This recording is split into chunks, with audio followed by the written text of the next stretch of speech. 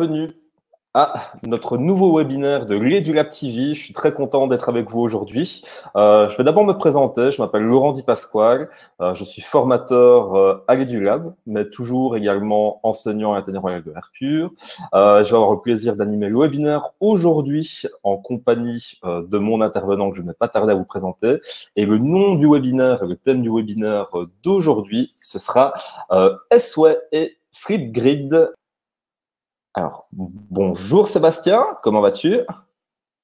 Bonjour Laurent, est-ce qu'on m'entend? Est-ce que mon micro est bien actif? Je t'entends très bien, donc à mon avis, Parfait. oui. Parfait. On est bon alors. Ok. Alors, pour te faire un petit peu le point sur le sondage que je viens de lancer en guise d'introduction, là, pour le moment, on a 81% des participants qui ne connaissent pas Sway et qui désirent le découvrir. Alors, on a également quelques personnes qui ont déjà pu l'utiliser. Donc là, c'est plus ou moins 16 personnes. Alors, il y a déjà aussi des personnes qui ont pu l'utiliser quelques fois avant. Et par contre, tout le monde est bien d'accord sur le fait qu'il s'est inscrit à un webinaire sur Sway et Flipgrid. C'est une bonne nouvelle, ça. C'est plutôt positif. C'est une sacrée bonne nouvelle, effectivement. Alors, dis-moi un petit peu, Sébastien, qui es-tu?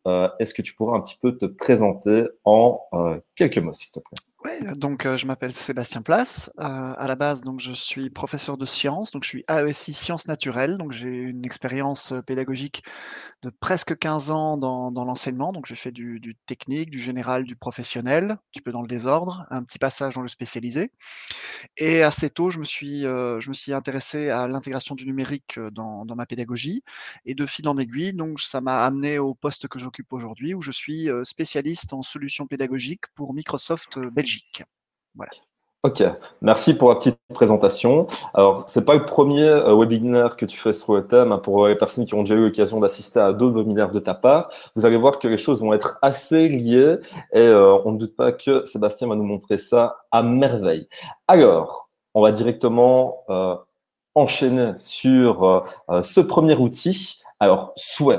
Alors, quelle fonctionnalité et quelle utilisation est-ce qu'on peut en faire? Alors, est-ce que tu as une belle démo à nous proposer, Sébastien? Mais bien sûr, et donc je vais activer mon partage d'écran afin de pouvoir, voilà, vous faire profiter de mon portail Office 365. Est-ce que Laurent, tu me confirmes que le partage d'écran a bien fonctionné et que tu vois bien ma fenêtre? Oui, en super qualité. Donc, je t'en prie, je te laisse te lancer pour Magnifique, cette première présentation. magnifique. J'hésiterai pas à revenir vers toi parce qu'on va très certainement avoir quelques petites questions Ouais, et quand ce sera le cas, je te le dirai. Ça va? Bonne présentation. impeccable. Je te remercie. Tu seras mes yeux et mes oreilles par rapport à l'audience. Merci.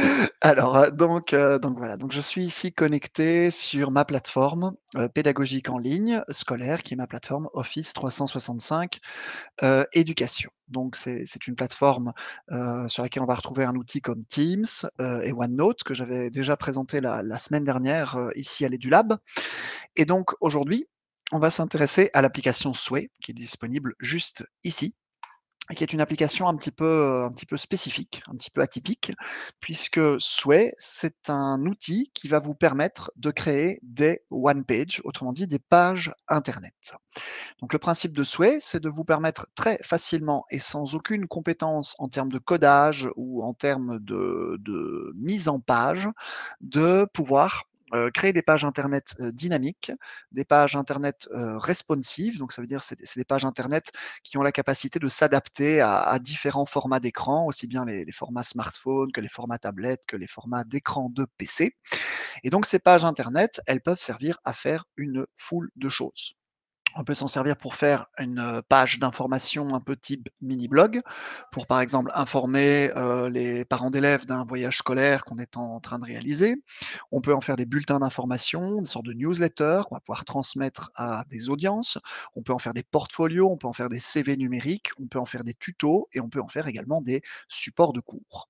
Donc Sway, vous voyez, c'est quelque chose de très polyvalent. Donc c'est un outil qu'on va pouvoir utiliser dans de nombreuses situations.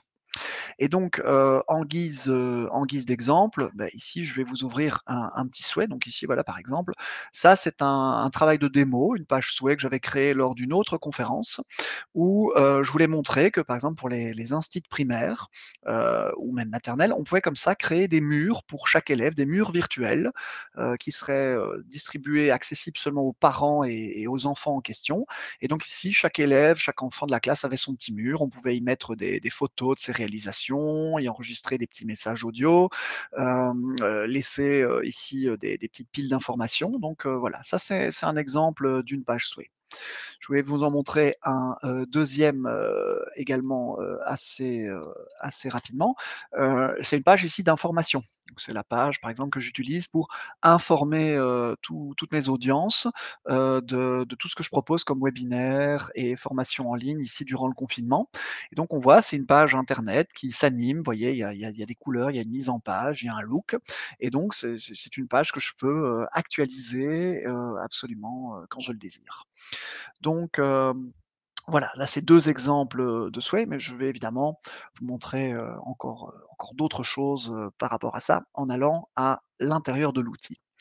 Donc le principe des souhaits, c'est qu'on peut partir de 0. On peut également, partir, à l'aide d'un document, d'un type document Word, d'un PowerPoint, duquel Sway va s'inspirer pour, créer la page. Et ensuite, on a des petits modèles. Alors vous en avez ici quelques-uns, mais il en existe beaucoup d'autres, hein, qui sont appelle donc des templates, autrement dit donc des modèles, que vous pouvez appeler à la création d'une page afin de récupérer le look et le style de ces pages pour en faire la vôtre. Moi, je vais démarrer de 0 pour vous montrer un petit peu comment Sway, fonctionne. Et donc, ici, on a la création d'une page Sway. Donc juste le fait d'avoir cliqué sur le bouton plus, qui est disponible ici, ça ouvre déjà, ma nouvelle page Sway. Et donc le principe de Sway, c'est qu'on va fonctionner sur, 2 volets. Vous avez un volet qui s'appelle le scénario, qui est celui que vous avez sous les yeux, qui est le squelette, je dirais, de votre page. Puis vous avez le volet conception, qui pour l'instant est complètement vide et qui, va nous permettre de voir le rendu de la page. Et donc on va dire que scénario, c'est le contenu, conception, c'est la forme. Et on va jouer entre ces 2 volets pour pouvoir construire très, très rapidement et très, très facilement, ces pages internet. Et donc ici, je vais, par exemple, faire un journal d'information, du confinement pour, mes collègues ou mes élèves, pourquoi pas, hein. Et donc, ici, j'ai mis un titre dans ce bloc. C'est le premier bloc d'une page Sway, c'est le bloc de titre principal. Et lorsque, vous voyez, je fais le rendu visuel, on voit apparaître ce titre dans la page. Alors, le principe de Sway, c'est que Sway propose tout le temps de la mise en page par rapport à ce que je mets. Donc, je tape du texte, il me fait une mise en page et on va pouvoir, après avoir fait le placement d'un contenu, définir comment ce look va se présenter, quels sont les choix, les personnalisations qu'on veut y faire. Et on obtient finalement, en faisant peut-être 10 fois la même chose en termes de contenu, on peut produire comme ça 10 pages Sway complètement différentes. Et c'est ça qui fait aussi la richesse de cet outil, c'est que il a une capacité à lui-même se renouveler en permanence dans ce qu'il propose. Alors, je vais pas montrer ici, toutes les fonctionnalités avancées d'un souhait, mais je vais plutôt vous montrer globalement comment ça fonctionne et je vais faire un petit tour de mes outils préférés, sachant donc que je ne serai pas exhaustif ici, car je dois garder un peu de temps pour parler d'un autre outil après souhait tout à l'heure. Et donc ici, pour illustrer mon titre, je peux cliquer sur le bouton d'image, vous voyez, par exemple. Et à l'aide de ce bouton d'image, je vais pouvoir chercher une image sur Internet ou aller en chercher une sur mon ordinateur. Et donc, je vais pouvoir intégrer cette image comme arrière-plan. Et donc ici, on voit le rendu, vous voyez, directement. L'image que j'ai sélectionnée devient l'arrière-plan de mon titre. Et déjà là, vous voyez que ça s'intègre parfaitement. On a un look déjà qui est assez intéressant, peut-être pas du goût de tout le monde, bien entendu, mais on a déjà quelque chose visuellement qui se met en place. Le principe, donc au niveau de Sway, c'est que ça se construit par bloc. Chaque fois que vous appuierez sur la petite touche plus, Sway vous propose de rajouter un bloc, supplémentaire à la page et les blocs vont donc suivre une chronologie de haut en bas. Ce qui est en haut sera le début de la page et plus on va descendre dans les blocs, plus on va descendre dans la chronologie du récit. Le principe, c'est que le bloc de titre principal restera toujours en haut, mais par contre, les autres blocs, je vais pouvoir les déplacer et les agencer exactement comme je veux.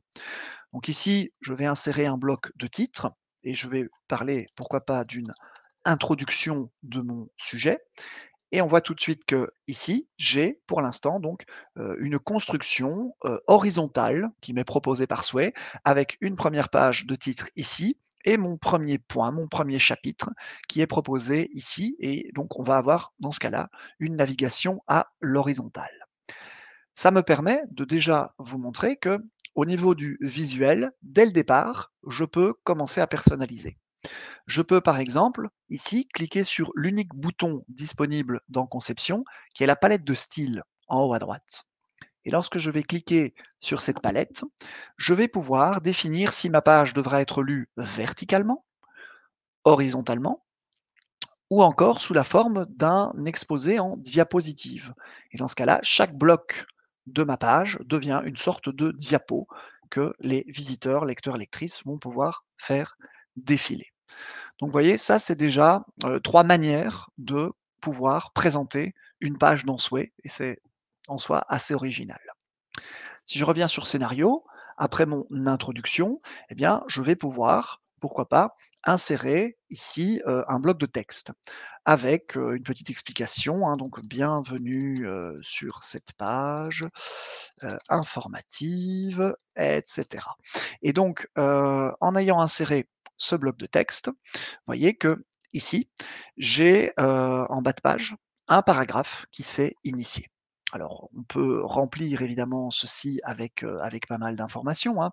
Ici, je vais reprendre, pourquoi pas, un peu de texte venant de cette page internet, afin de pouvoir nourrir des blocs texte supplémentaires, voilà, avec des informations. Alors, vous voyez qu'on peut copier-coller, on peut gérer tout à fait des liens internet, et donc en construisant ici, vous voyez, un copier-coller de ce petit paragraphe, j'ai déjà mon titre principal, un premier titre de chapitre et un texte d'introduction.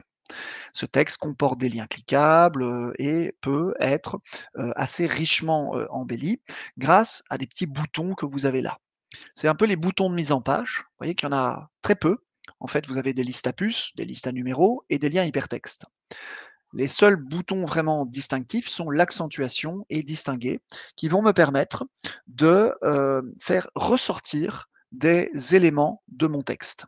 En les sélectionnant ainsi, ça correspond dans un premier temps à du gras ici et de l'italique, mais en fonction du style, du look de la page, ces effets peuvent prendre des formes plus ou moins expressives, comme par exemple un scintillement, un agrandissement ou un effet de mouvement. Vous avez aussi dans Sway la possibilité d'indiquer à Sway l'importance du bloc que vous êtes en train de manipuler. Par défaut, les blocs sont toujours sur une importance faible et vous pouvez cliquer sur ces petits carrés pour leur donner une importance plus grande. Et vous voyez qu'ici, par exemple, mon premier bloc texte a une importance très faible.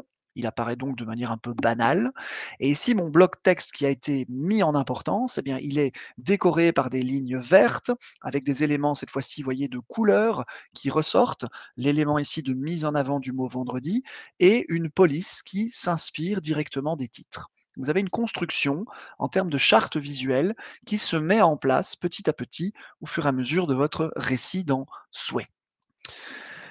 Alors, donc, ici, pour revenir dans la construction, nous avons quelques blocs que nous allons pouvoir ici ajouter. Je vais intégrer, pourquoi pas, un bloc d'images avec cette image de journal, pourquoi pas.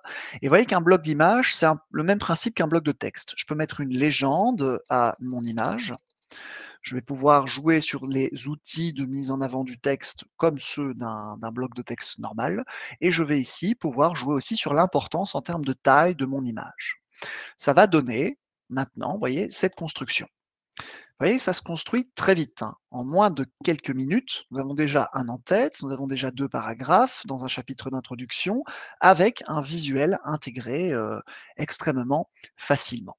Donc ça, c'est le principe, général, de la construction d'une page Sway et il y a des petites astuces, des petits blocs spéciaux que je vais maintenant me faire un plaisir de vous présenter. Donc là, je viens d'insérer un bloc de titre, je l'appelle chapitre 1, puisqu'il va venir après mon introduction, et il va me permettre de continuer le récit de ma page. Vous voyez ici, donc j'ai mon chapitre 1 qui démarre, et dans ce chapitre 1, je vais pouvoir, par exemple, ici, mettre également un texte informatif, voilà, que je vais pouvoir placer ici. Je vais choisir de mettre ce texte en avant.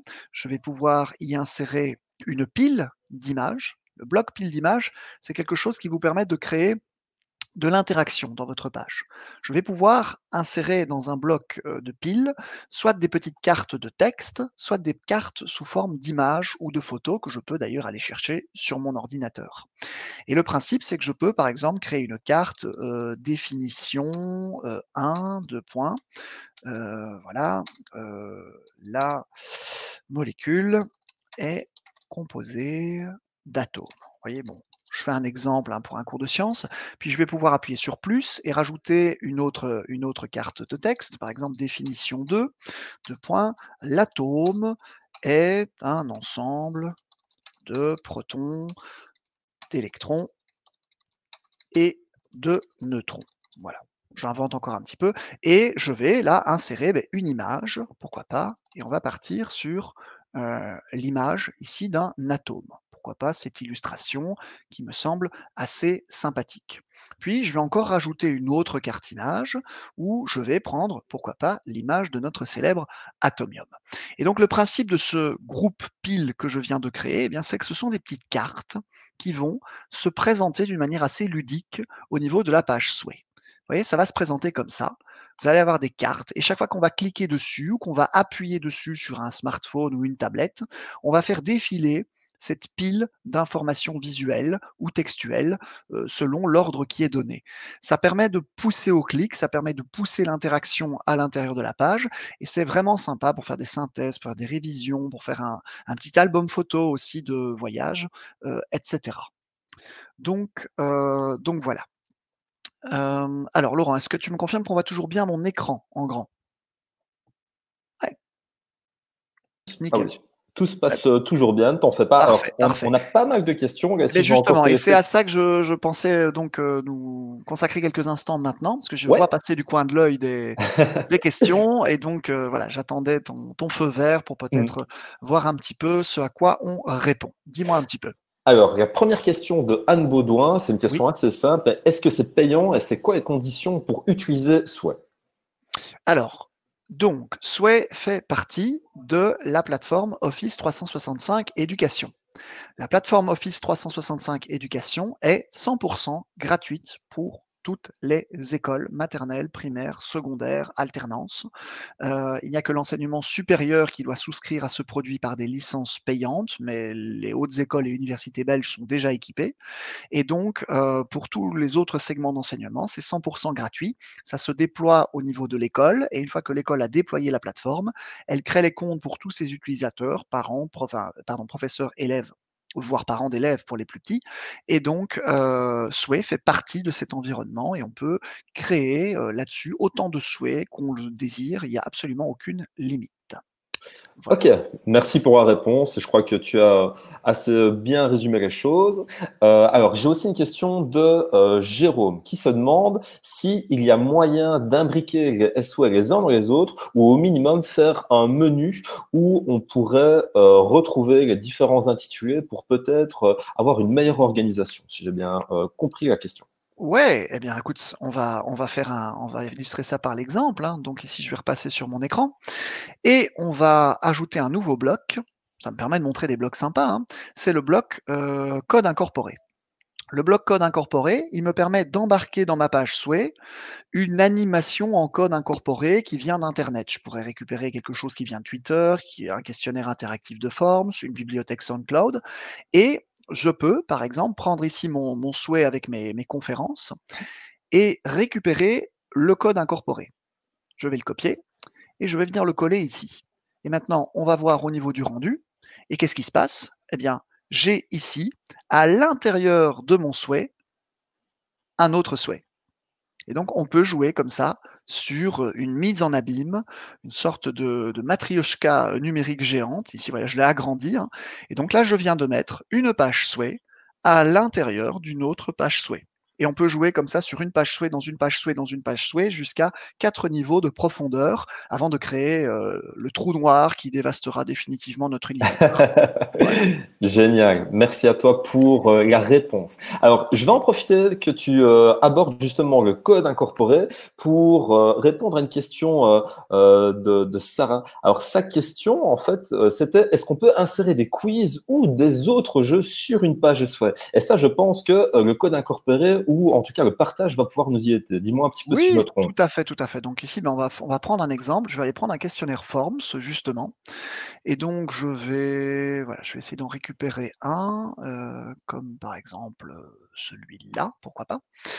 Voilà, je vais récupérer le code incorporé dans ce questionnaire. Voilà, je le copie. Je vais aller dans ma page souhait et je vais aller l'insérer. Alors, je vais le mettre dans le chapitre d'introduction. Ça me permettra de meubler un petit peu. Je vais dans multimédia, code incorporé, et je vais le coller ici. Et maintenant, si je retourne donc dans conception, qu'est-ce que je vois? Eh bien, en dessous de mon image, j'ai mon questionnaire Forms interactif qui est directement embarqué dans la page souhait. Voilà. Et donc ça, c'est vraiment super bien parce que ça permettrait de lier à la fois matière, série d'exercices, contenu Tout à avec de fait. l'audiovisuel. C'est vraiment génial. Exactement, exactement. Alors, tu as voulu peut-être encore ajouter quelque chose sur ça? Parce que j'avais une autre Mmh, question qui me vas-y, paraissait écoute, je me intéressante. disais juste que, voilà, on a encore deux trois autres blocs sympas qu'on peut montrer, mais si tu as encore Oui. une question, on peut la traiter tout de suite. Alors, On a encore quelques en, minutes, donc En sachant bien qu'il y a des questions ici auxquelles je ne réponds pas encore maintenant, ne vous en faites pas, je ne vous oublie pas. Si je n'ai pas répondu à la question maintenant, on essaiera d'y répondre par après. Il y aura encore oui, une deuxième bien séance de sûr. questions. Peut-être une dernière, mais là, j'ai une personne qui me dit que ce que tu présentes ressemble peut-être un petit peu à Google Sites. Et sa question, en fait, c'est où se loge un site SOS? C'est quelque chose de sécurisé quand on utilise SOS? Dis-moi un petit peu. Alors, souhait, donc les pages souhait sont enregistrées au niveau de la plateforme Office 365 de l'école. Donc, ils sont dans l'espace cloud qui est géré par l'école et donc ces souhaits sont sécurisés comme l'ensemble de la plateforme. L'avantage d'une page souhait, c'est que quand on va vouloir la communiquer, on va pouvoir, définir avec, une relative grande précision les audiences qui vont pouvoir la consulter. Alors ça va se construire avec le menu partage qui est ici en haut. Et donc on peut définir que certaines personnes ou groupes de personnes au niveau de ma plateforme ou à partir de leur adresse mail pourront consulter cette page. On peut définir que les pages resteront seulement visibles par les membres de ma plateforme scolaire. Donc ça permet d'éviter que ces pages deviennent accessibles à des environnements extérieurs. Et enfin, je peux créer des pages qui seront visibles par tout un chacun. Mais le principe des pages souhait, c'est qu'elles ont des adresses ici qui sont hébergées au niveau de la plateforme Office. Donc ça veut dire que il faut que les personnes qui vont vouloir consulter la page aient accès aux liens qui mènent vers cette page. Et donc là, les écoles peuvent vraiment jouer comme elles le désirent. Par exemple, je connais des écoles qui ont simplement un petit site internet assez sommaire, mais qui mettent dans les menus du site des liens en fait cachés qui pointent vers des pages souhait, ce qui leur permet d'avoir de très belles pages très facile à gérer et à actualiser. Les gens qui visitent, qui cliquent sur le lien ne se rendent pas compte en fait qu'ils sont sur des souhaits et on peut comme ça à partir d'une page portail que l'école possède déjà nourrir celle-ci avec plein de pages souhaits. On peut partager un souhait sur les réseaux sociaux, on peut utiliser un nom de domaine pour rediriger vers des pages souhaits. Donc là, on peut aller donc du plus ouvert au plus refermé. Je voulais aussi, pour terminer ce point, préciser qu'on peut sécuriser encore plus ces pages souhait en y associant des mots de passe en plus de l'adresse. Et donc ces mots de passe permettront, par exemple, pour un petit bloc de voyage, pour une école primaire, d'être certain que les parents aient besoin du lien et du mot de passe pour pouvoir consulter le journal du voyage. Voilà. Je te rejoins totalement hein, sur ce que tu disais sur certaines écoles qui utilisent des pages web pour les mettre sur des sites internet. Par exemple, la mienne, là où je suis encore enseignant, utilise ce système pour présenter certaines options, comme la mienne, et on est redirigé vers une page web à partir d'un portail général qui est aussi de l'école. Donc effectivement, ça se fait assez bien. Ouais. Alors, je vais te proposer maintenant de continuer en fait la présentation par quelques petits points qui sont peut-être plus spécifiques et qui vont aussi peut-être répondre aux interrogations qu'on avait de la part des personnes qui suivent le webinaire Ouais. actuellement. Alors, pour toi, très rapidement, parce que les professeurs aiment bien quand on est pragmatique et tu l'es déjà ici super Bien fort, sûr. mais quand on parle de SEO, pour toi, c'est quoi ces points forts et les tuyaux pour gagner du temps, selon toi, avec l'utilisation des SEO, c'est quoi? Ah bah, les points forts de Sway, c'est sa polyvalence, en fait. On peut s'en servir pour construire, en fait, à peu près tout ce qu'on veut en termes de contenu. Son deuxième point fort, c'est son accessibilité web. Les Sway, c'est des pages web, donc ça va s'adapter, elles sont responsives, elles vont s'adapter à tous les types d'écrans, et donc tous les élèves vont être en mesure de pouvoir les afficher dans des conditions optimisées. Il y a tout un rendu qui est fait au niveau hauteur-largeur, qui s'adapte au périphérique, à la résolution, etc. Ce qu'un document ne fait pas, et ce qu'un diaporama, par exemple comme un PowerPoint ou des choses comme ça, ne font pas systématiquement. Hem, les usages de Sway peuvent aller très, très loin. Ici, je suis resté sur plutôt des récits, sur des pages tuto, hein, donc moi je m'en sers aussi pour faire des cours en ligne pour apprendre aux gens à utiliser les outils numériques, Microsoft. Mais, je connais aussi des écoles que j'ai accompagnées qui utilisent les Sway comme écran d'information. Par exemple, c'est des écoles qui ont installé des téléviseurs achetés à bas coût, des écrans d'ordinateur récupérés pour les fixer au mur, salle des profs, dans les couloirs, etc. Et qui ont simplement branché sur ces écrans des mini-ordinateurs qu'on peut acheter pour une poignée d'euros, des micro-cartes, hein, pour ne pas citer de marque, je vais rester neutre. Et donc, en branchant ça sur les écrans, la microcarte étant elle-même connectée à Internet, eh bien, on met dans le code de la microcarte d'afficher la page souhait et ça fait des écrans dynamiques que le secrétariat, la direction ou les professeurs peuvent contrôler de n'importe où en actualisant la page souhait pour indiquer les profs absents, les profs présents, les éphémérides de l'école. Il y a des directions qui utilisent des pages souhait pour faire une newsletter. Donc tous les vendredis, ils envoient le lien du souhait à l'ensemble de leurs profs et donc tout le monde peut aller consulter ce journal de la semaine à venir. Et le gros avantage, c'est qu'un souhait, on peut le réactualiser tout le temps. Dès que je fais une modification, toute mon audience qui le lit voit le changement tout de suite et donc on est libéré un peu des multiples versions de fichiers, des PDF qu'on doit réimprimer, etc. Donc voilà. Ouais. Et comme je sais ici que moi, à chaque fois que j'ai pu avoir aussi la chance de donner ce thème-là en formation, et j'adore cet outil, il y a quelque chose qui plaît particulièrement aux enseignants et que je pense que tu pourrais peut-être montrer si tu as l'occasion, c'est importer un fichier Word pour créer une page SE en Absolument. 2 temps, 3 mouvements. Parce que ce que les enseignants rapportent souvent, c'est qu'ils ont leur fichier, ils n'ont pas envie de faire beaucoup plus de travail, ils ont envie de gagner du temps. Et là, Tout à c'est fait. une fonctionnalité, je sais bien ici, qui va particulièrement peut-être leur plaire. Qu'est-ce que tu en penses? On est parti, on est parti. Alors, je repasse ici sur mon écran. Voilà. Le partage d'écran est toujours actif, hein, Laurent, je Ouais, pense que ouais. c'est bon. Ah OK, impeccable. Et donc, ici, je vais donc revenir sur la page d'accueil de souhait et je vais créer à partir d'un document. Donc là, je vais aller chercher un document sur mon ordinateur. Donc je vais prendre ce document Word, par exemple. Et là, le document est en train d'être importé. Et ici, Sway analyse le contenu de ce document et va construire à partir de ce document Word une page Internet. Et voilà qui est fait. Donc ici, j'ai un titre principal, les photos ont été récupérées, les mises en page de paragraphes, les titres dynamiques, les petits print screens qui apparaissent tout seuls, et donc d'un document que je vais d'ailleurs vous montrer dans sa version originale, voilà ce que Sway devant vous, hein, en quelques secondes, est parvenu à faire. Donc voilà, ici je vous ouvre sur mon écran le Word original, comme ça vous allez pouvoir comparer. Regardez, hein, c'était quand même quelque chose de vachement terne, on va pas se mentir, hein. Et donc, Waouh! voilà, bam, Sway en a fait ça. Et on n'a même pas changé quoi que ce soit, on n'a encore rien personnalisé, hein. Donc vous voyez la puissance quand même de cet outil en termes d'intégration et de dynamisme. OK. Donc Voilà. ça veut dire, Sébastien, qu'on peut tous créer des pages internet très simplement sans avoir de grandes compétences, là? Exactement comme je viens de le montrer. Donc là, tu vois, Laurent, j'en ai fait une devant toi, enfin devant tout le monde, littéralement en 3 secondes. Je suis parti de mon document, paf, c'est fait. OK, génial. Merci Sébastien. Et Je donc crois que voilà. cette fonctionnalité va vraiment être à creuser, pour les participants. Alors, Pour continuer sur cette petite lancée, je vais proposer un sondage aux personnes qui sont là parce que tu as eu l'occasion de montrer beaucoup de fonctionnalités, de montrer un petit étendu.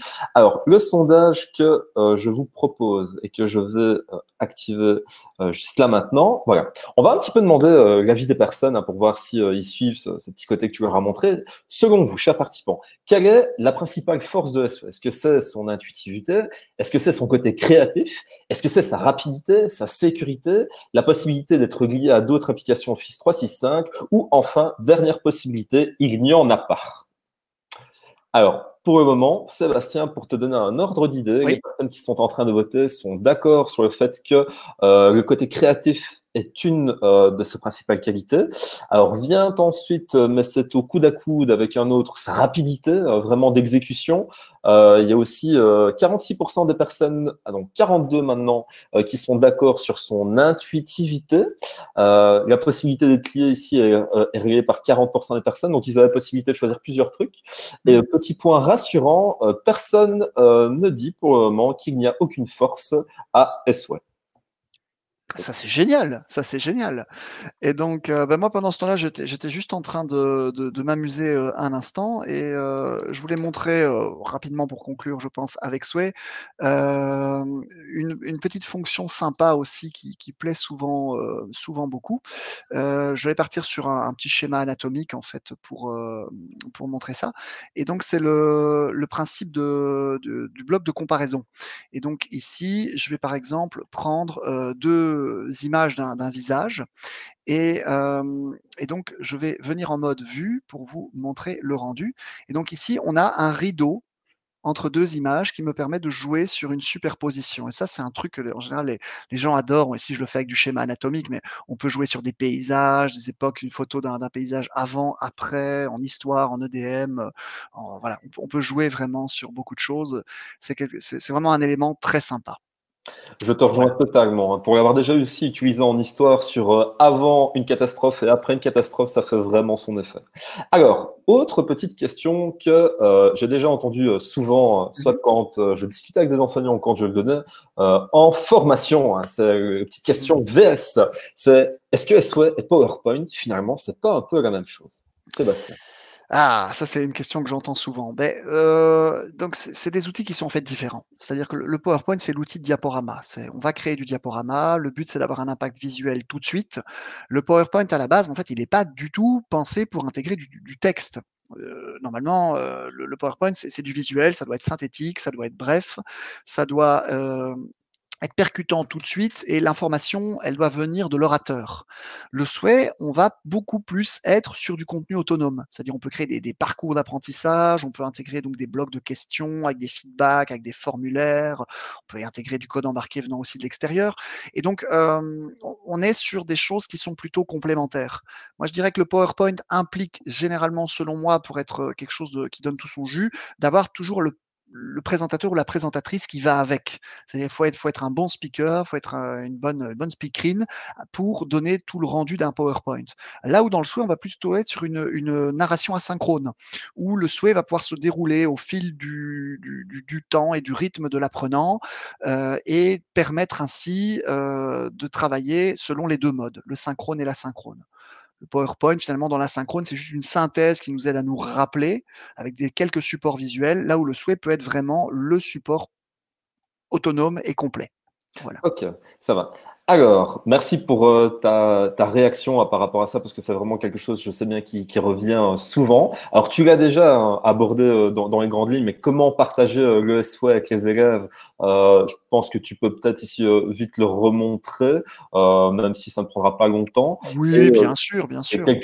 et comment est-ce qu'on peut lier ça avec les autres applications Office 365? Bah, tu l'as déjà bien montré, ça Voilà, donc avec... ça reviendra peut-être pas dessus. J'ai déjà montré les liens avec les forms, on peut les partager dans les Teams, hein, mais je vais montrer la fonction de partage. Donc qu'on soit en vue conception ou en vue scénario, quand vous êtes à la création de votre page souhait, vous avez en haut à droite un bouton qui s'appelle partager. Et donc le bouton de partage va permettre de définir, comme je l'ai montré tout à l'heure, à quel type d'audience est-ce qu'on veut restreindre ou fermer ce souhait en fonction. Et de là, on récupère un lien qui est l'adresse de la page souhait. Cette adresse de la page souhait, je peux la copier comme je viens de le faire et je peux l'intégrer absolument où je veux. Si je la colle dans mon navigateur, eh bien, ça va m'emmener directement vers la page en question. Je peux la coller sur une messagerie, dans un réseau social, voilà. Je peux aussi obtenir le fameux code incorporé pour incorporer ma page souhait dans un site internet que je possède déjà, l'incorporer dans une autre application. Et donc, on peut jouer comme ça sur le positionnement, comme je dis, un peu en matrioshka, en mise en abîme de ces différentes pages les unes par rapport aux autres. Voilà. Ok, merci Sébastien, c'est vraiment super. Et là, je pense qu'on a vraiment tout ce qu'il faut pour pouvoir partager un SOE correctement. Alors, j'ai encore quelques petites questions là maintenant ici vraiment pour essayer de clôturer sur le SOE. Alors, la première qui est intéressante, parce que je sais bien que les enseignants essaient de garder une trace, c'est est-ce qu'on peut récupérer une trace de son SOE pour la faire imprimer, par exemple, ou pour avoir quelque chose qui ne soit pas une trace numérique. Il faut vraiment avoir ici quelque chose qu'on peut tenir en main. Tout à fait. Donc ici, dans une page souhait, quelle qu'elle soit, on peut reprendre notre sympathique document de tout à l'heure, hein. Si j'appuie sur les points qui sont disponibles en haut à droite, je peux, par exemple, dupliquer une page souhait, hein, ce qui me permet de faire des sauvegardes, hein, d'avoir des variantes, partir d'une même mouture et faire de multiples tests, en termes de contenu ou de mise en page. Je peux également enregistrer un souhait comme un modèle. Ça veut dire que son look, son style, la trame de fond, les polices, les couleurs vont être directement réappliquées à ma demande sur d'autres pages souhait que je créerai à l'avenir. Et juste en dessous de ce bouton, on a un bouton impression et un bouton exporter. Le bouton d'impression va générer un PDF qui va reprendre le contenu du souhait. Alors bien évidemment, comme on l'a vu, souhait a un côté très dynamique et donc le PDF qui en sort ressemble finalement assez bien au Word qui m'avait servi à l'origine, hein. On est sur quelque chose, tu vois, qui perd un petit peu de son peps quand même, mais qui devient tout à fait, hein, tu le vois ici, un document parfaitement exploitable et imprimable au format PDF, donc directement prêt à imprimer. Et dans les exports, je peux également demander à réexporter mon souhait sous forme d'un document Word. Et dans ce cas-là, je vais avoir les images et le texte qui seront éditables. De nouveau, avec une mise en page que Souhait va s'efforcer de faire la plus simple et ergonomique possible en fonction du ratio de la page A4. Ok, Voilà, génial. Merci. Et encore juste une dernière question, bien tant sûr. qu'on est ici dans les préoccupations sur comment garder une trace, parce que les enseignants aussi ont peur parfois qu'on vérifie leur travail, qu'on puisse se demander combien de temps a été consacré à un tel travail. Là, j'ai une question d'Angélique. Oui. Sa question, c'est si mon école n'utilise plus à un moment la plateforme Microsoft Éducation, est-ce que cela veut dire qu'on perd tout ce qu'on a fait, ou bien est-ce qu'il y a toujours une trace, une archive que l'on peut consulter ou obtenir quelque part? Alors, en fait, la problématique de la question soulevée, c'est le début de la phrase. C'est: «Si mon école arrête», eh bien, tout est dit là. Si une école choisit d'arrêter d'utiliser une plateforme comme Office 365, sachant que, comme l'outil est gratuit pour les écoles, le contrat est illimité, hein, dans l'usage. Donc ça veut dire que c'est une décision qui aura été faite activement de la part de l'administration de l'école. Ça veut dire que quelqu'un, la direction, le responsable numérique ou la responsable numérique, aura choisi tout d'un coup de fermer les services. Bon, là, je vous renvoie vers les règlements du travail en vigueur dans notre pays, à savoir que l'usage des outils numériques dans l'enseignement comme dans le secteur de l'entreprise, ce sont des outils mis à disposition des travailleurs et des travailleuses. Et donc, non, on ne peut pas légalement, dans notre pays et dans l'enseignement certainement pas, couper comme ça l'accès à un service à ses employés. Donc le principe, c'est si jamais à un moment donné l'école souhaitait arrêter d'utiliser les outils, il y a une communication qui est faite en amont. On demande alors aux personnes de faire une sauvegarde locale de leurs fichiers, des exports en Word et en PDF, une copie de leur OneDrive, des enregistrements de leur Teams.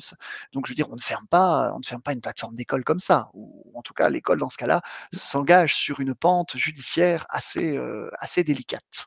Ok, Voilà. donc pour bien ici rassurer tout le monde, on n'enlève pas la prise du jour au lendemain sans prévenir quelqu'un, et ça se fait de manière un peu plus délicate pour que tout le monde puisse prendre ses dispositions. Oui, et voilà, et il y a des contrats de travail, il y a des règlements du travail dans les écoles qui sont évidemment rédigés pour ça. Voilà. Ok, merci Sébastien. Alors, on va directement s'attaquer à la suite parce qu'on a fait là, quand même une bonne partie Ouais. sur SO. Il est temps d'attaquer le deuxième outil qui est Flipgrid. Alors, j'invite tous les participants en fait à se replonger dans l'onglet sondage. Dernier petit sondage en fait de ce webinaire. Alors, selon vous, qu'est-ce que l'application Flipgrid? Est-ce que c'est une application qui permet de réaliser des vidéos? Est-ce que c'est une appli qui permet de créer des exercices en ligne? Est-ce que c'est une appli qui permet de communiquer avec ses élèves? Est-ce que c'est l'intégrale de Flipper le dauphin, hein, également? Ou Excellent. bien est-ce que je ne sais pas vraiment ce que c'est? Alors, autant te dire qu'il y a quand même 3 personnes qui pensent que c'est l'intégrale de Flipper le dauphin. Et Ouais, mais je ouais. pense savoir qui a mis ça dans l'assemblée. Je pense que c'est du troll, effectivement. Alors, là, pour te dire, il y a 59% des personnes qui ne savent pas du tout ce que c'est, qui sont vraiment en attente de découvrir cet outil. Il y a quand même des personnes qui essayent d'être mis un petit peu sur la voie, sur la piste. Est-ce que c'est quelque chose pour faire des vidéos? Est-ce que c'est quelque chose pour faire des exercices, pour communiquer? Peut-être que Sébastien, en tout cas, va vous éclairer à ce sujet-là. Mais en tout cas, sache qu'une grande majorité des personnes, dans ce cas-ci, ne sait absolument pas ce que c'est, Sébastien. Eh bien, écoute, on va regarder ça ensemble. Je te laisse pour la suite. Bah, écoute, voilà, donc Flipgrid, c'est un outil, développé également par Microsoft, mais ici, il n'est pas présent dans, la liste des icônes de ma plateforme Office 365 parce que là, on est sur un outil qui est, indépendant. C'est un outil qui est gratuit, 100 gratuit dans tous les cas, donc il n'y a pas de formule payante de Flipgrid, ça n'existe pas et c'est un outil qui n'est disponible que pour l'éducation.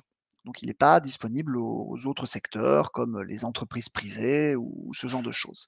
Et le principe de Flipgrid, c'est que c'est un espace où on va pouvoir faire de l'échange avec les élèves au format de petites vidéos. Et quand je parle d'échange, il faut prendre le mot dans son sens français correct, puisque un échange va toujours dans les deux sens. Et donc ici, ça va permettre aux professeurs de proposer des défis, des challenges, des tâches, des travaux, des réalisations à leurs élèves, et les élèves vont répondre à ces sollicitations du professeur par des photos ou des vidéos. Voilà un peu l'essence de Flipgrid. Donc son nom outre-Atlantique, c'est le Student's Voice, donc c'est les élèves donnent de la voix.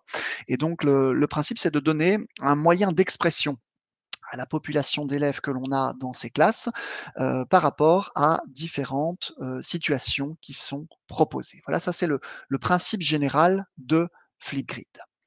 Alors Flipgrid, comment est-ce qu'on fait pour l'utiliser? On se rend sur le site qui est flipgrid.com, tout simplement. Et à partir du moment où on est ici connecté sur ce site, eh bien, en tant qu'élève, c'est relativement facile. On peut tout simplement ici taper le code, le flip code, ou scanner en appuyant sur le bouton ici qui va allumer la caméra de l'appareil. Et donc, ce faisant, le flip code, c'est ce que le professeur a donné aux élèves pour rejoindre l'activité et pouvoir y participer. Les élèves peuvent bien entendu installer Flipgrid sur leur smartphone gratuitement et sur leur tablette. L'application est disponible sur les stores Android et les stores iOS. Et donc, à partir de ce moment-là, les élèves peuvent directement dans leur application rentrer les codes d'activité que les professeurs leur donnent pour pouvoir répondre à ces activités. Ça, c'est le principe d'accès du côté des élèves. Du côté du professeur, eh bien, on a ici un gros bouton rouge qui est également ici repris en haut à droite, qui est le bouton de connexion professeur. À partir du moment où je vais cliquer dessus, si je dispose d'un compte Office 365, eh bien, ce compte est reconnu par Flipgrid. Vu que c'est Microsoft qui a développé aussi cette application, il y a un pont qui est créé entre les deux. Et donc, à partir de là, je suis directement reconnu par Flipgrid en tant que professeur sur Office 365 de mon école et je peux tout de suite l'utiliser.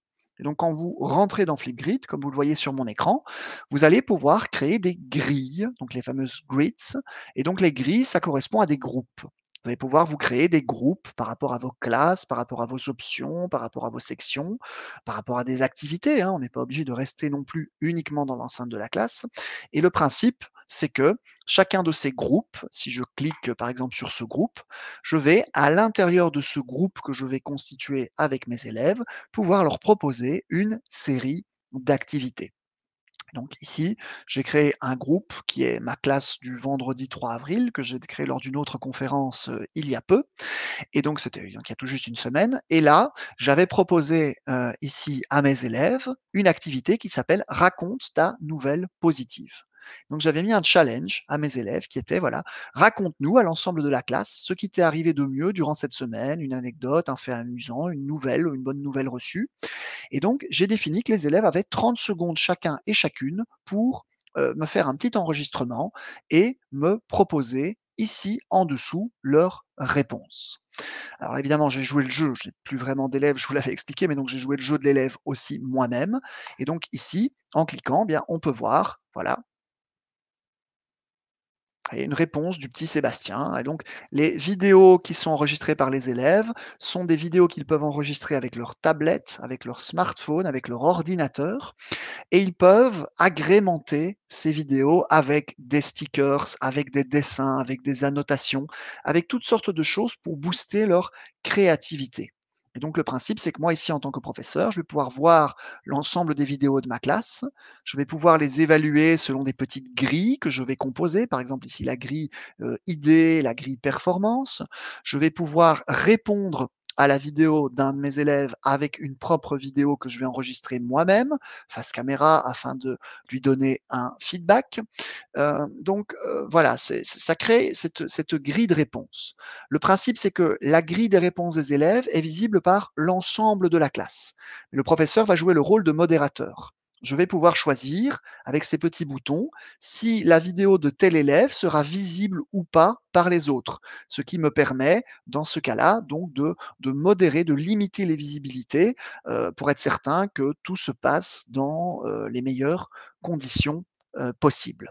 Donc voilà un petit peu le principe de fonctionnement, l'essence de Flipgrid. Voilà. Alors je ne sais pas si on a peut-être déjà des questions sur lesquelles tu voudrais que je Alors, rebondisse. alors, je regarde un petit peu ici sur les questions vraiment par rapport à Flipgrid. Une première que je peux voir, c'est on est principalement obligé de se filmer pour pouvoir apporter une réponse à l'enseignant. Donc c'est le principe de Flipgrid, c'est une plateforme de vidéo et d'images. Donc on peut, quand on crée une activité dans Flipgrid, je vais en créer une pour montrer, hein, c'est le professeur qui va définir.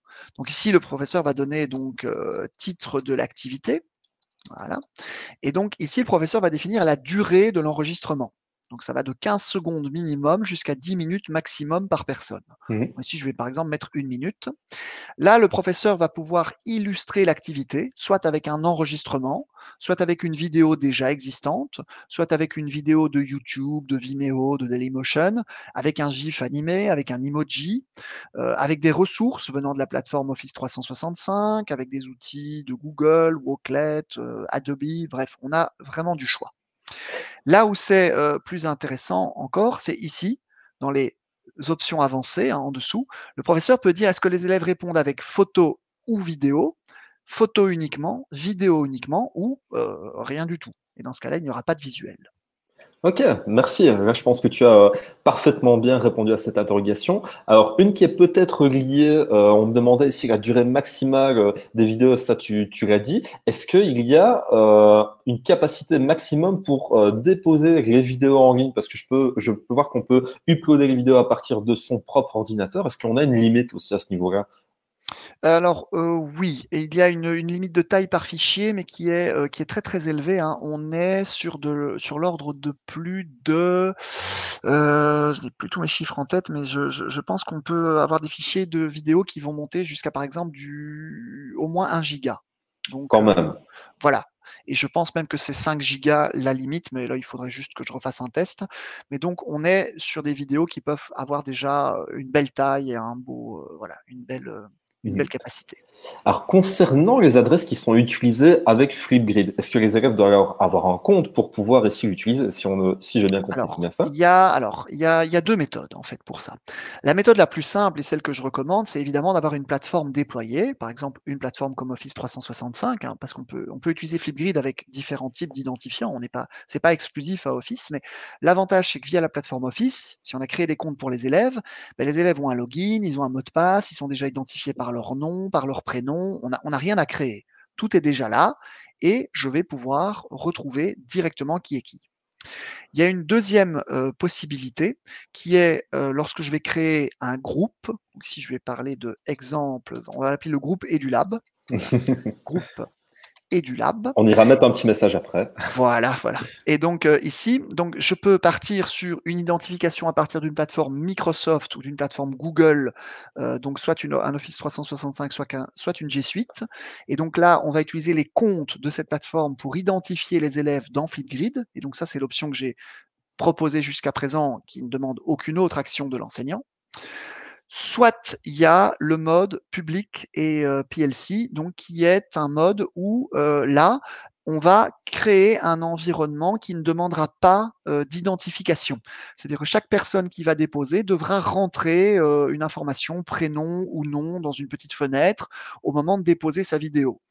La faiblesse de cet aspect-là, c'est qu'on n'a aucune preuve véritable de qui prétend être qui. C'est-à-dire que moi, je peux dire bonjour, je suis le petit Philippe de 3e primaire et poster ma vidéo.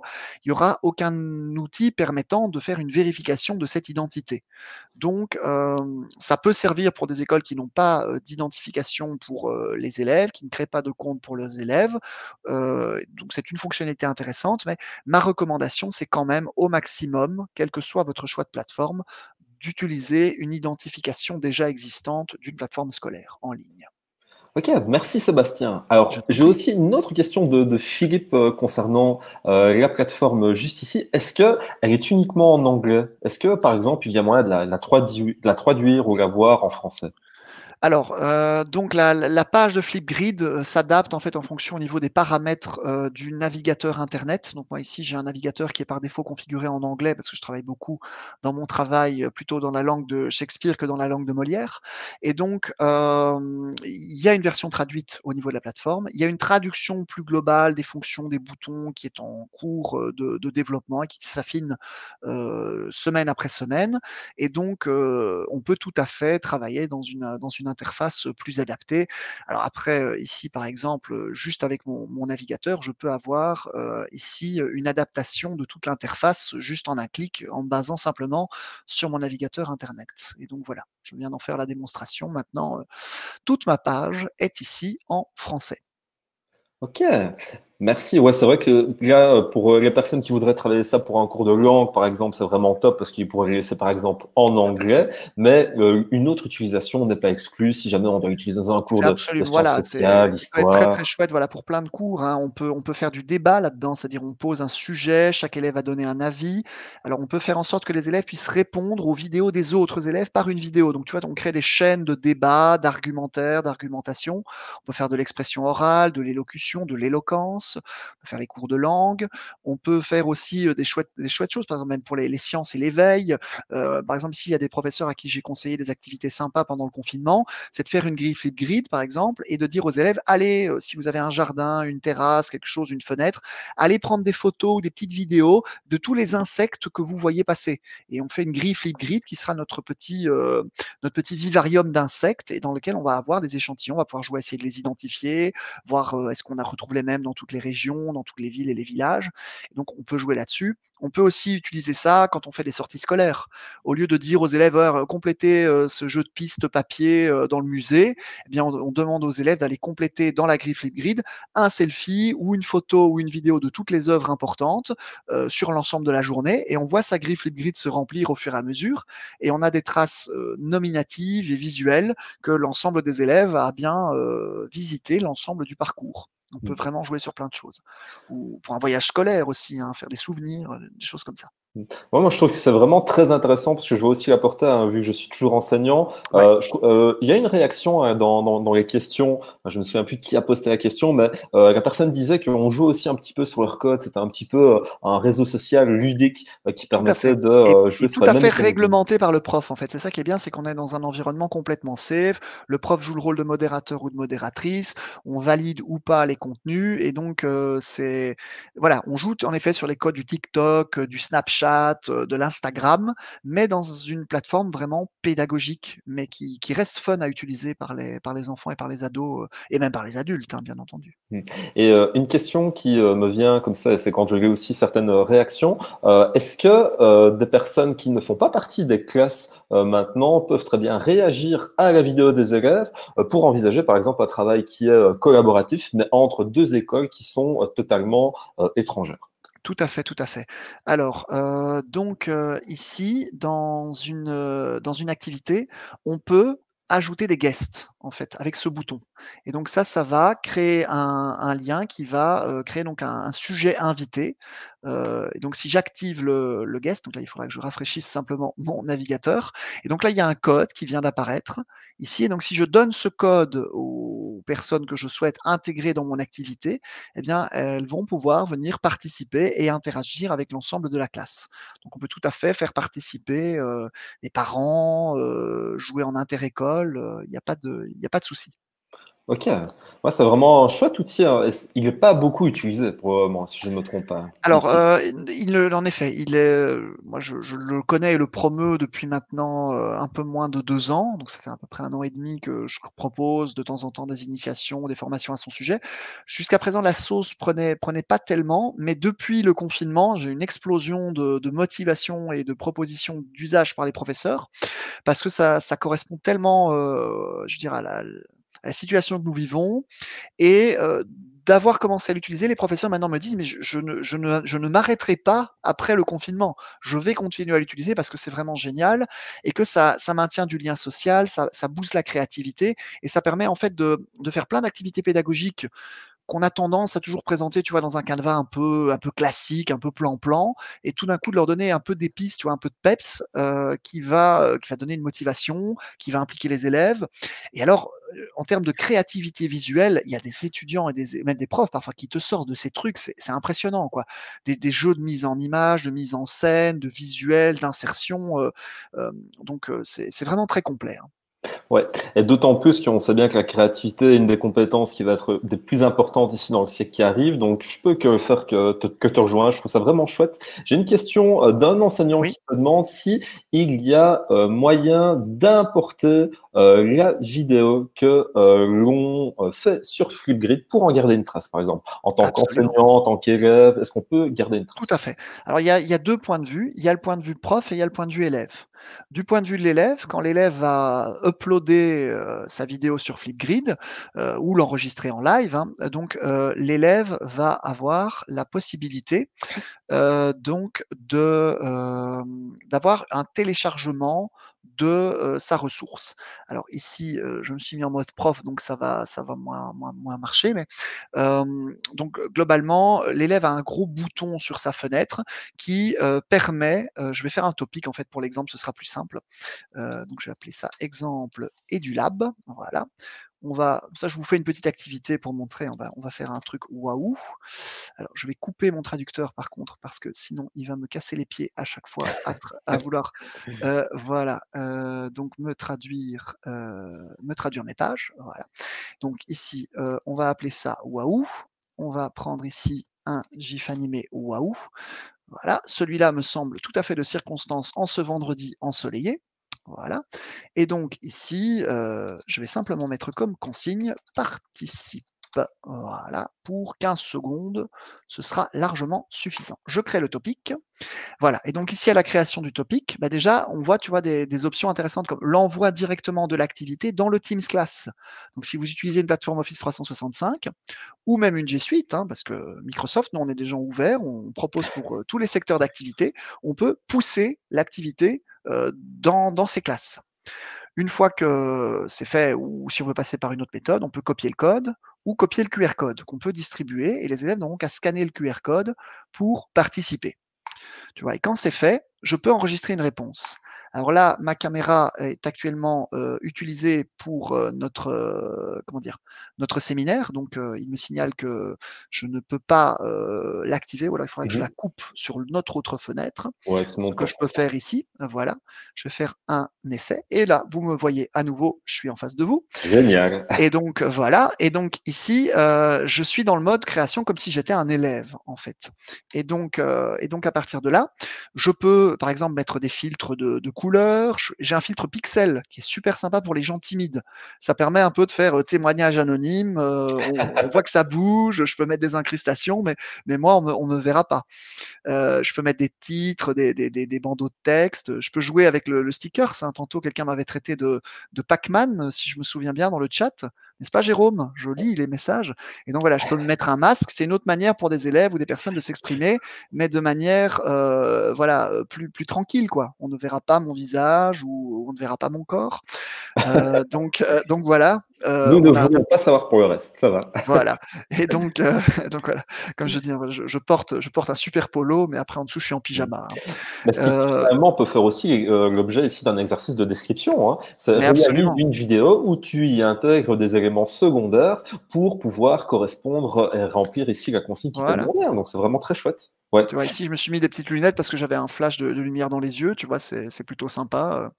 Donc voilà, on peut jouer sur plein de choses. Le but, c'est que l'outil soit amusant et intéressant à utiliser par les élèves. Et alors, on peut aussi l'utiliser évidemment de manière beaucoup plus sérieuse. Je peux simplement faire un témoignage face caméra. Je peux demander à mes élèves d'aller interviewer, par exemple, plein de gens par rapport à leur cours, à leur option.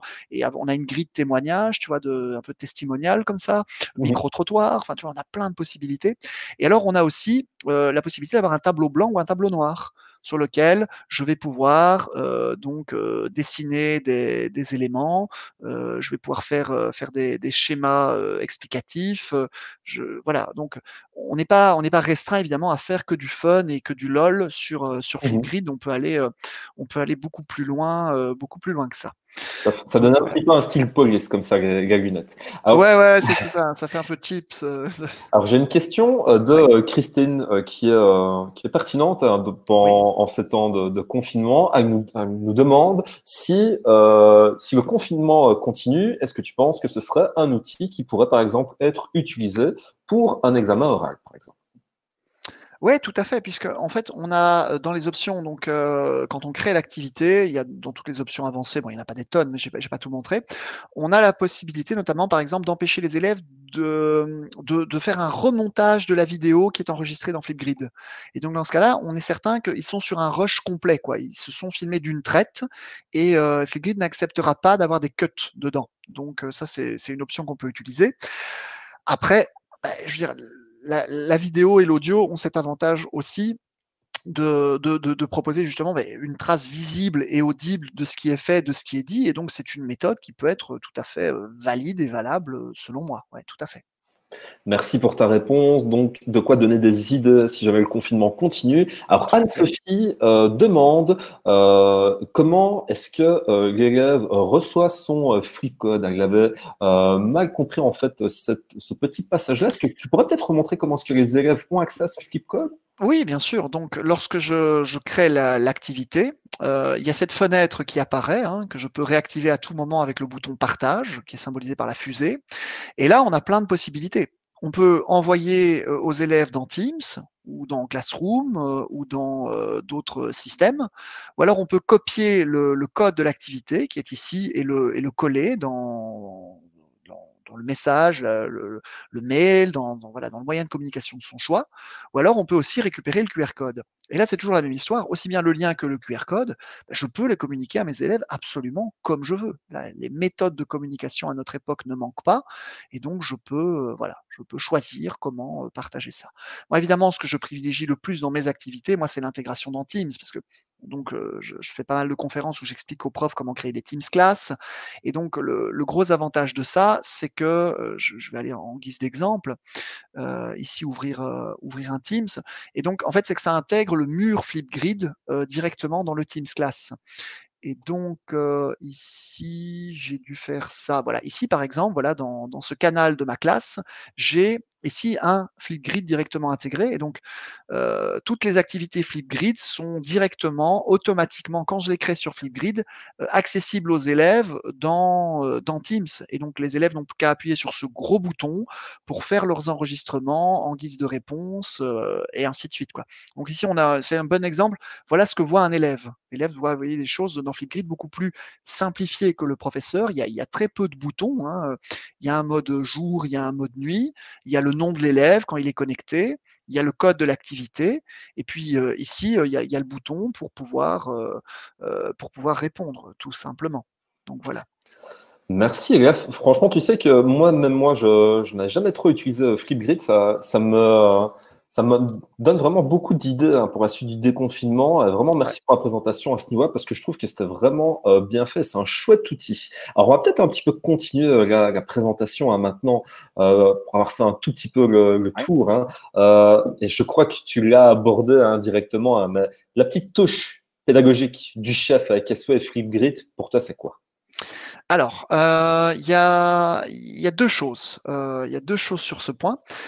Du côté d'abord de Flipgrid, tout seul, au niveau de la petite touche pédagogique, c'est notamment la possibilité quand on va faire un enregistrement, d'appuyer sur les petits points qui sont là et de pouvoir déposer une vidéo, par exemple, qu'on a déjà, réalisée, qu'on a déjà montée. Mais alors une nouveauté qui est sortie la semaine dernière, qui est l'enregistrement d'écran. Donc au lieu de me filmer à la caméra, je peux faire des vidéos où je vais filmer mon écran. Comme vous le voyez ici, hein, je vais pouvoir, voilà, attention à la mise en abîme, hein, c'est l'enregistrement d'un enregistrement d'écran dans une conférence en webinaire On où je vous plonge. partage mon écran. Inception, Nolan est avec nous, hein. Et donc ici, voilà, tout le temps où cette vidéo est en train de tourner, eh bien, ce que je fais sur mon ordinateur, ce que je suis en train de vous montrer, le fait de rouvrir ou de fermer différentes fenêtres, je peux faire des pauses, hein, vous voyez, donc là, pendant ce temps-là, ça n'enregistre plus, je peux rouvrir un autre fichier, et donc mon écran d'ordinateur, ou la partie de l'écran que j'ai sélectionnée, hein, devient une vidéo. Et donc quand j'ai fini, je peux appuyer sur le bouton stop, et là, regardez.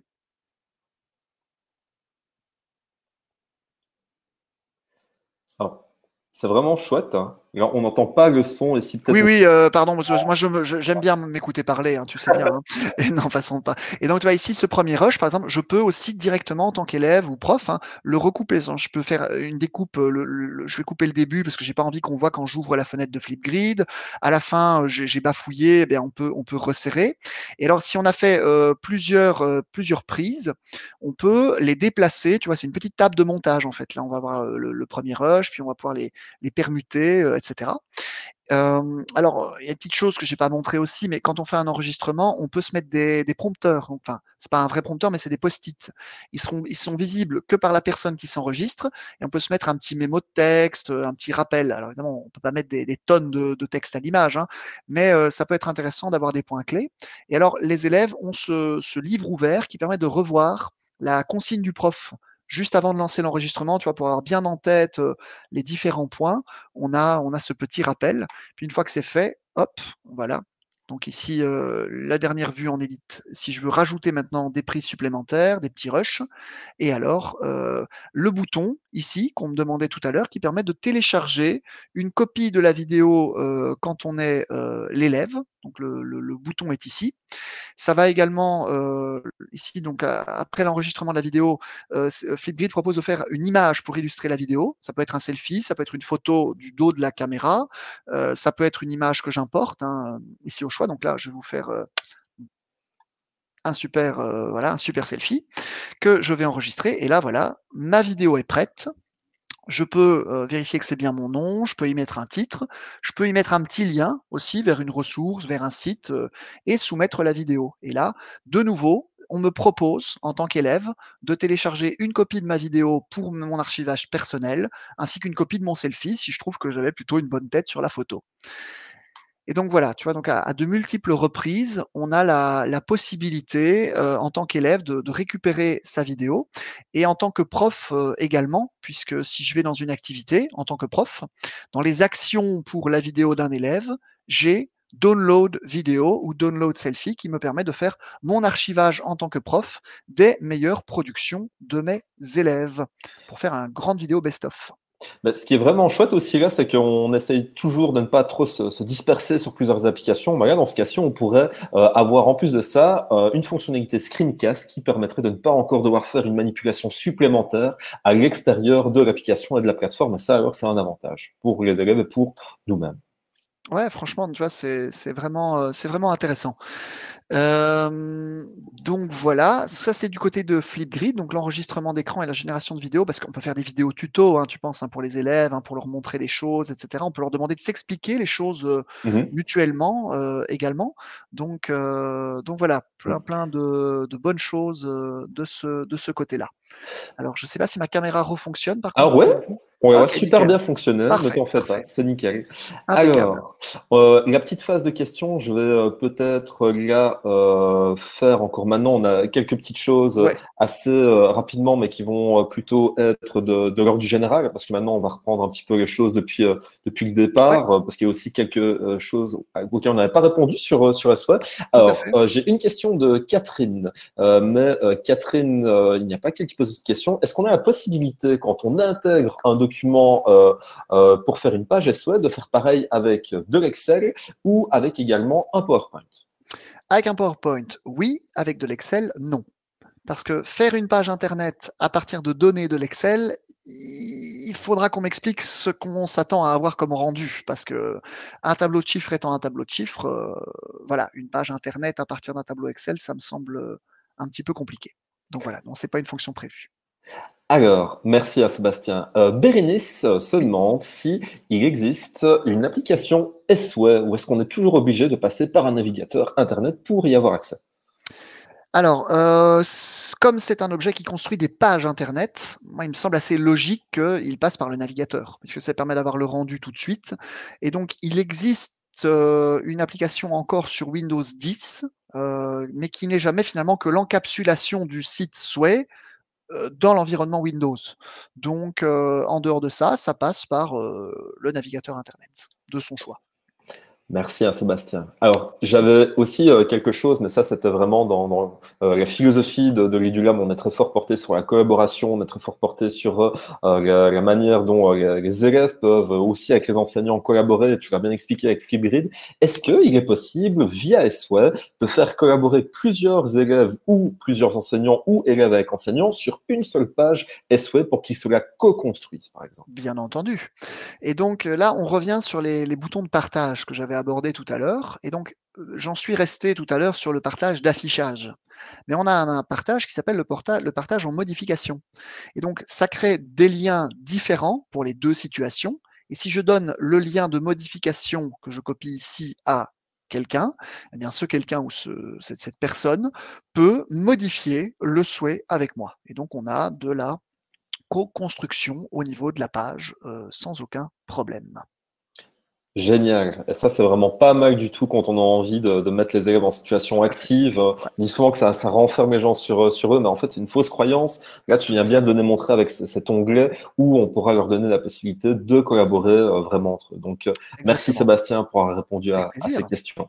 Alors, pour la suite, je crois que tu avais quelques ressources à nous donner pour Ouais. commencer tout doucement à clôturer. Dis-nous en plus. Vas-y, je t'en prie. Alors, avant de montrer vraiment les ressources et je voulais finir avec une sorte de boucler la boucle si tu veux et donc, juste une dernière chose, c'est que quand on partage en fait une activité Flipgrid et bien, on peut récupérer du code embarqué, ici et donc dans une page souhait, je peux rajouter un bloc code incorporé qui va me permettre de retrouver dans ma page mon activité Flipgrid. Et donc, ici, c'est ça que je trouve génial, c'est que comme on l'a vu avec les forms, comme on l'a vu avec un souhait dans un souhait, eh bien, je peux proposer des activités Flipgrid embarquées dans mes pages souhaits. Et ça, c'est quelque chose que je trouve vraiment, vraiment excellent. Donc voilà, ça c'était la dernière petite touche. Et donc maintenant, ben oui, on peut en effet, je pense, Laurent, passer sur la diapo que tu avais prévue. Et donc, ouais, donc j'ai pas mal de ressources pour vous. Alors, là, ici sur la diapo que Laurent nous a superbement réalisé, nous avons d'abord ma page aka.ms/tout sur Teams, que je vais d'ailleurs vous montrer ici. Et on ne aka.ms. va pas hésiter à vous les partager. Ne vous en faites pas. Si jamais vous avez Voilà, peur de rater les liens, ils seront à la fois dans le chat, dans le ouais, replay. tout à fait. Nos soucis. Et donc ici, la page Tout sur Teams que j'ai créée, alors elle ne se limite pas du tout à Teams, en fait, elle traite tous les aspects d'Office 365. Et donc c'est un cahier en ligne dans lequel j'ai créé pour tous les professeurs qui seraient intéressés des tutos, des guides, des ressources, des enregistrements vidéo de mes webinaires pour apprendre à tout un chacun à déployer une plateforme Office 365 pour son école. Il y a une page comment contacter l'aide d'urgence de Microsoft. Donc, si vous avez besoin de mon aide par rapport à vos outils, par rapport à votre école. Vous avez par outil des petits onglets ici à gauche qui reprennent. Chaque fois, vous avez des tutos en PDF. Vous avez les vidéos de mes enregistrements ici webinaires. Notamment, il y en a un qui est très sympa, c'est celui-là.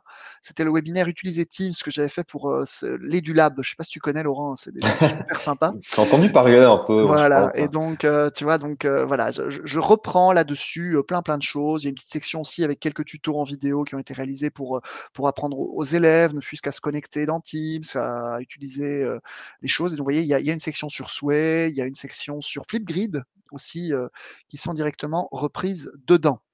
Alors, donc, ensuite, au niveau de la diapo, tu mettais aussi le lien permanence Teams, donc qui est une autre page. Donc, c'est aka.ms/permanence Teams qui vous amène sur cette page que j'ai déjà montrée tantôt, hein, qui est donc une page souhait, hein, on ne va pas se mentir, qui affiche pour chaque fois l'ensemble de la semaine, chaque jour, les sujets, les heures et les liens qui permettent de participer gratuitement à toutes les sessions webinaires que j'organise depuis le début du confinement.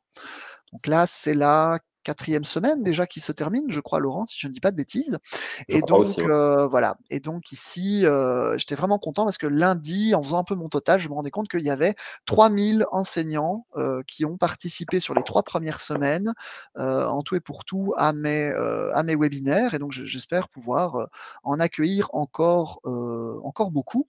Et donc voilà, donc vous voyez, c'est une petite page avec des liens pratiques. Et dedans, vous avez aussi une petite page souhait pour pouvoir laisser éventuellement des témoignages. Donc ça, c'était le lien numéro 2.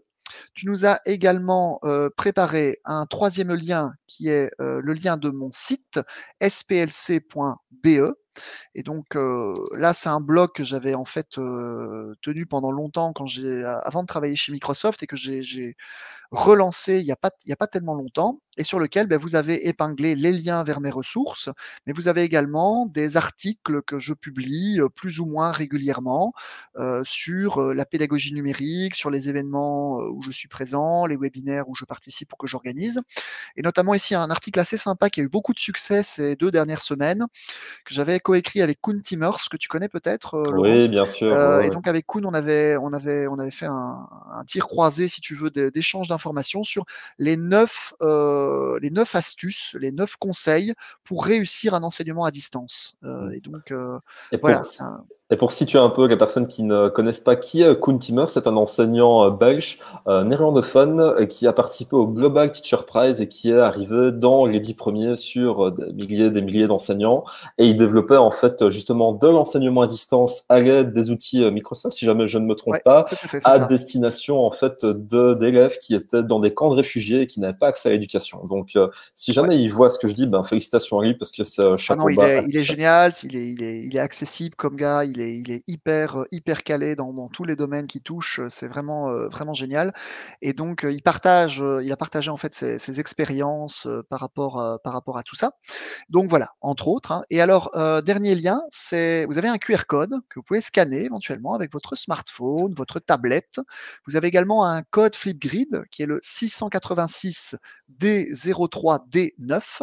Et donc ce lien que Pauline, d'ailleurs nous partage dans le chat en ce Merci Pauline. moment, si vous cliquez dessus, eh bien, en guise d'exercice pratique, ça me ferait vraiment plaisir, ainsi qu'à Laurent, Pauline et à toute l'équipe de l'EduLab, que vous nous laissiez un petit témoignage vidéo sur cette activité Flipgrid qu'on a créée pour vous.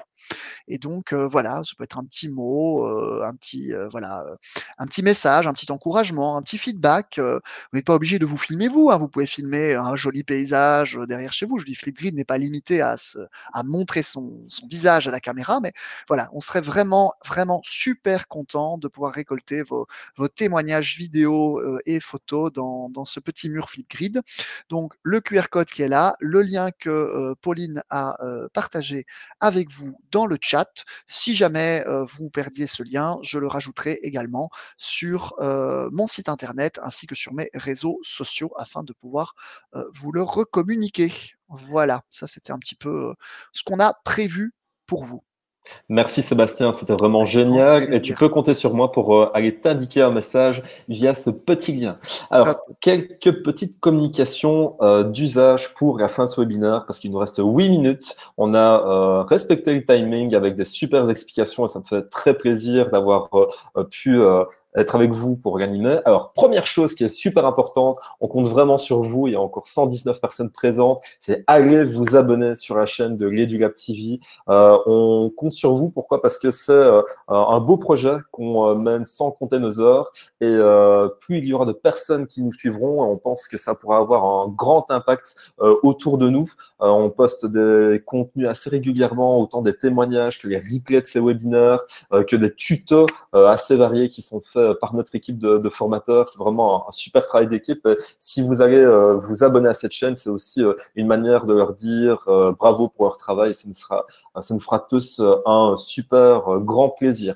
Une deuxième chose que je dois absolument vous dire, c'est si vous appréciez ces webinaires, si vous appréciez le travail de l'EduLab, n'oubliez pas de compléter les fiches FSE.